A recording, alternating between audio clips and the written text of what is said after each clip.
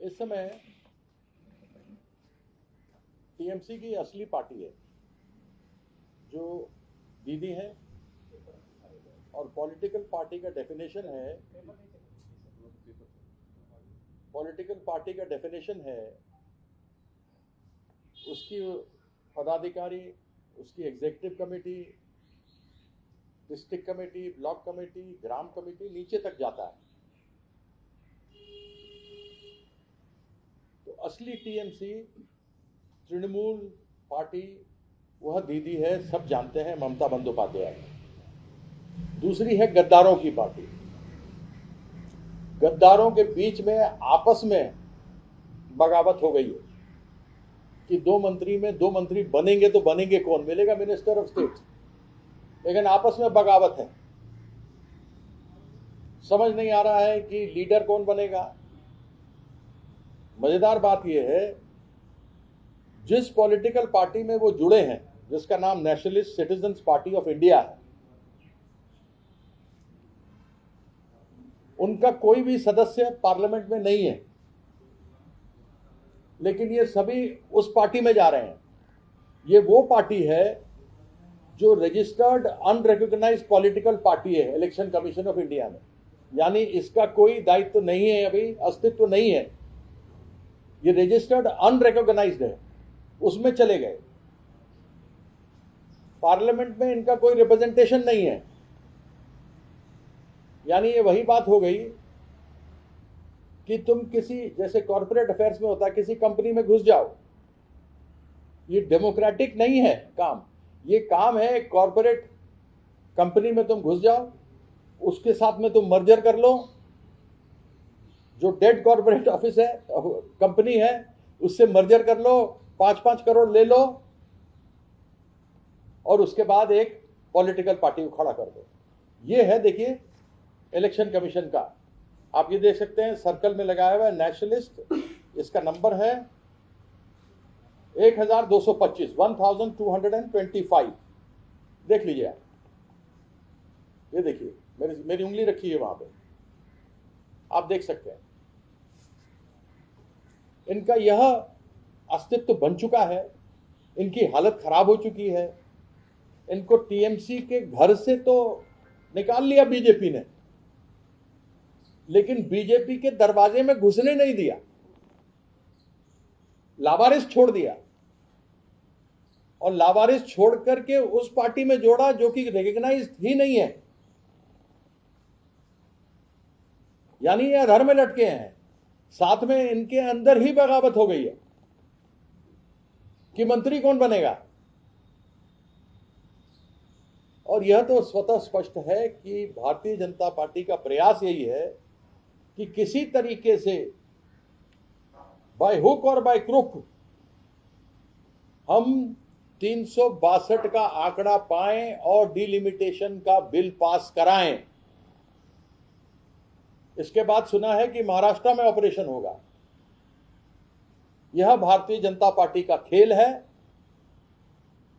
Janata Dal secular से शुरू हुआ था, जो छुप छुप के होता था, लेकिन अब राजनीति में पिछले 12 सालों से नैतिकता बिल्कुल खत्म हो चुकी है। नैतिकता नाम की कोई चीज बची ही नहीं राजनीति में। खुलेआम होता है। जिस बीजेपी के पास यह लोग बड़ी आशा के साथ गए थे, भूपेंद्र यादव से मिले थे, उनके घर पर मिले थे, फिर उसके बाद इनके घर पे शुभेंदु अधिकारी गुलदस्ता लेकर आया था,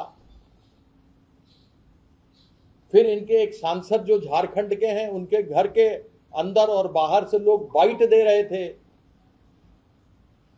तो यह तो स्वतः स्पष्ट हो गया कि इनका धोबी के उस जानवर की तरह हाल है, न घर का है न घाट के है। इनको समझ नहीं आ रहा क्या करें, कहां जाएं।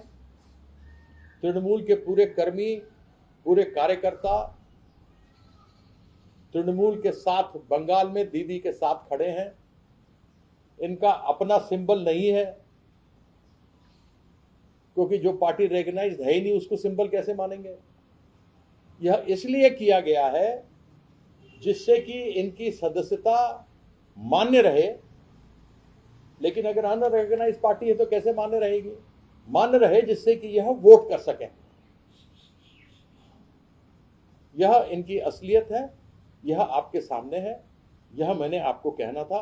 बहुत बहुत धन्यवाद। सर, आपने एक ट्वीट जो किया है जिसमें एनसीपीआई की बात की है, चीट फंड की बात की है कि ये चीट फंड का मामला था, देखिए किस तरीके से मिले हुए थे लोग। लोकतंत्र के लिए मर्जर करते हैं, लेकिन यहाँ पर अलग ही बात चल रही है। बहुत सारे आपने उसमें डिटेल्स दिया है। जी हाँ, मर्जर किया जाता है लोकतंत्र को बचाने के लिए। कोई असूल होते हैं, कोई मुद्दे होते हैं, उन मुद्दों पे किया जाता है, लेकिन यहां तो मुद्दे हैं ही नहीं।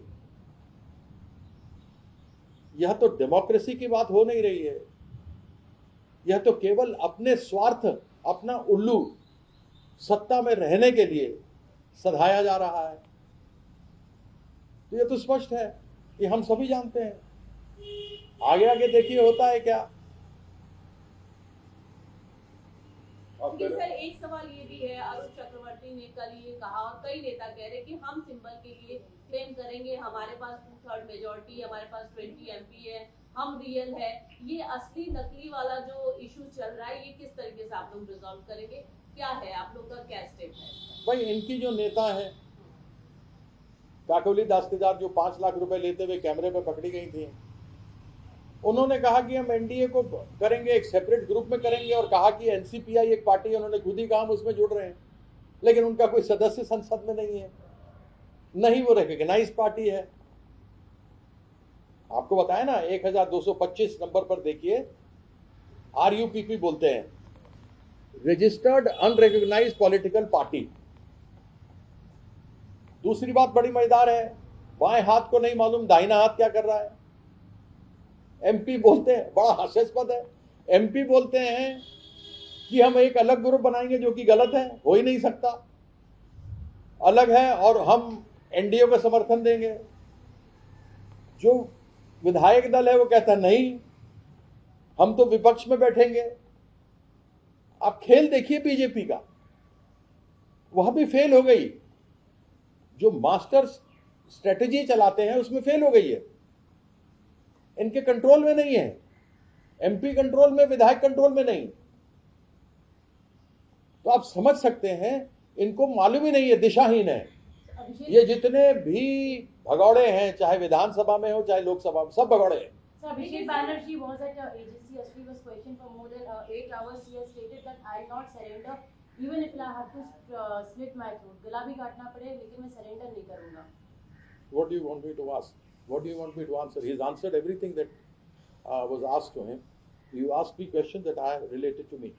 सर, एक इस पे थोड़ा सा क्लैरिटी दे दीजिए। आप कह रहे हैं कि ये दिशाहीन है, ये अनरिकॉग्नाइज्ड रजिस्टर्ड पार्टी है, ये इनके साथ मर्जर कर रही है, लेकिन सवाल ये है कि अगर इनके पास 20 MP जो हैं, जो 2/3 मेजॉरिटी वाले, जो ये MP लगातार कह रहे हैं कि हम क्लेम करेंगे, एज पर द जो लॉ होता है, जो कॉन्स्टिट्यूशन, उसके आधार पर किस तरीके से ये क्लेम आप लोग कर पाएंगे या वो कर पाएंगे? ये एक सवाल है, लगातार उठ रहा है। देखिए, एक चिट्ठी जो मैं और सागरिका घोष लेकर के माननीय स्पीकर के पास गए थे लोकसभा में, आपने यदि उस चिट्ठी को पढ़ा होगा तो बड़े स्पष्ट रूप से उसमें क्या संवैधानिक प्रावधान है उसको बताया गया है। केवल MP या MLA पॉलिटिकल पार्टी नहीं होते, उसका वर्णन मैं शुरू में ही कर चुका हूं। उस 22 MP हैं, 20 MP हैं ये लोग, 28 टोटल लोकसभा में है, 80 विधानसभा में। यह तो पूरा TMC पॉलिटिकल पार्टी तो हुआ नहीं।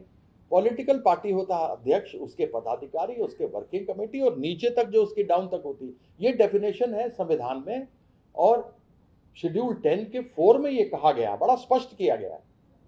जब संविधान का संशोधन हुआ, उसके साथ में Subhash Desai versus principal secretary Maharashtra government के विरुद्ध भी संविधान पीठ में 5 जज बेंच सुप्रीम कोर्ट का बैठा था, उन्होंने कहा था कि ऐसे नहीं हो सकता। पूरी पॉलिटिकल पार्टी को, पॉलिटिकल पार्टी में केवल उसके सदस्य नहीं होते, उसकी प्रॉपर्टी, उसकी ऑफिस, उसका बैंक अकाउंट, उसका खाते में बैलेंस, उसके पैसे, वो सारा कुछ होता है जो कि पूरा मर्ज करना चाहिए। वो भी जाके सेपरेट ग्रुप नहीं, मर्ज होना पड़ेगा आपको, वो तो हो नहीं रहा। और ये मैं नहीं कहता, ये संविधान कहता है। यदि संविधान के अनुरूप कुछ हो रहा हो तो हम बोलने लायक नहीं, लेकिन यहां संविधान के अनुरूप तो कुछ नहीं हो रहा। माननीय स्पीकर साहब को भी जो कागज दिए जा रहे हैं, गुमराह करने का प्रयास किया जा रहा है। लेकिन हमारी चिट्ठी जो दी गई है वो स्वतः स्पष्ट है, वो सबको मालूम है कि क्या संविधान की सच्चाई है। असली टीएमसी ममता बनर्जी की है, क्योंकि पॉलिटिकल पार्टी उनकी है, उनके वर्कर नीचे तक उनके हैं, साफ है। सर, इस मामले में क्या आप लोग कोई कानूनी सलाह भी ले रहे हैं? क्योंकि देखिए, महाराष्ट्र में 2 पार्टियों के साथ में जिस तरीके से 2 पार्टियां वहाँ पे 4 पार्टियों, क्या कुछ कानूनी सलाह भी लिया जा रहा है आपकी तरफ से? इस विषय पर सब पार्टी की तरफ से बताया जाएगा जी। मैं आपके सामने इनके जो असंवैधानिक काम हो रहे हैं वह मैं आपके समक्ष रखूं।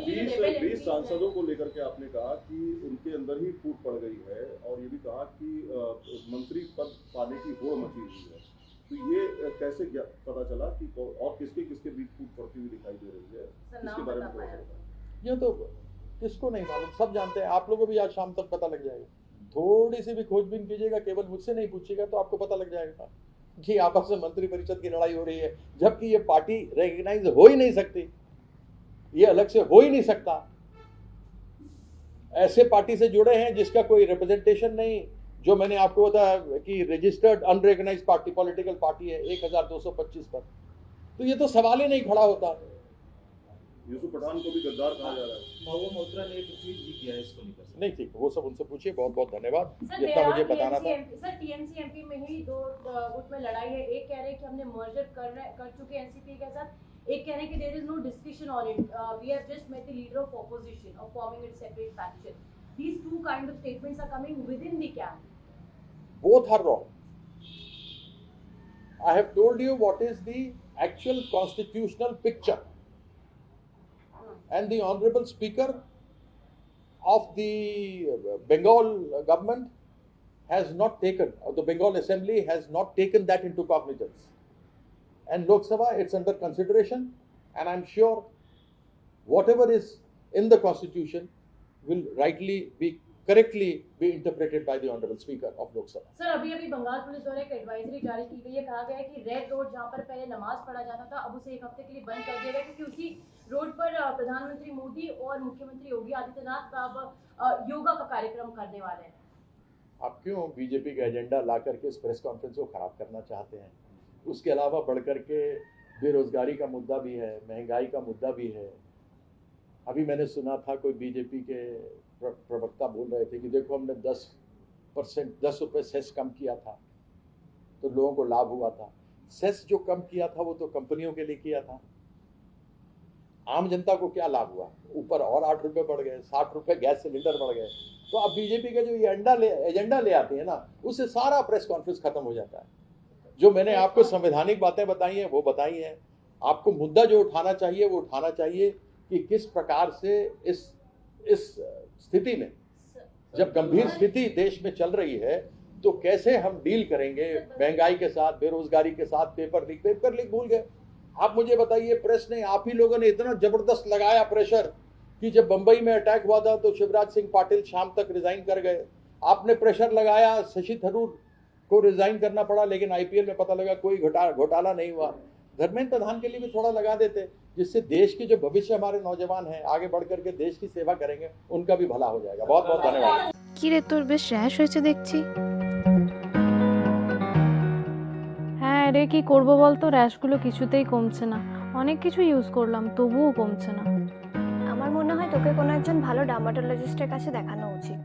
তুই ঠিক বলেছিস, কিন্তু কোনো ভালো ডার্মাটোলজিস্ট থাকলে একটু সাজেস্ট কর না প্লিজ। এই তোর তো একবার র্যাশ হয়েছিল না, তুই কোথায় দেখিয়েছিলিস? তুই একবার গৌরীদেবী হসপিটালসে দেখাতে পারিস, ওখানে ভালো এক্সপিরিয়েন্স ডার্মাটোলজিস্ট আছে। আমারও সেম প্রবলেম হয়েছিল, এখন ওখানে ট্রিটমেন্ট নিয়ে আমি এখন ঠিক আছি।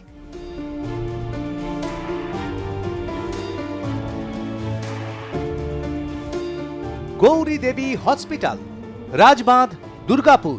যোগাযোগ 8001003333, 8001113333।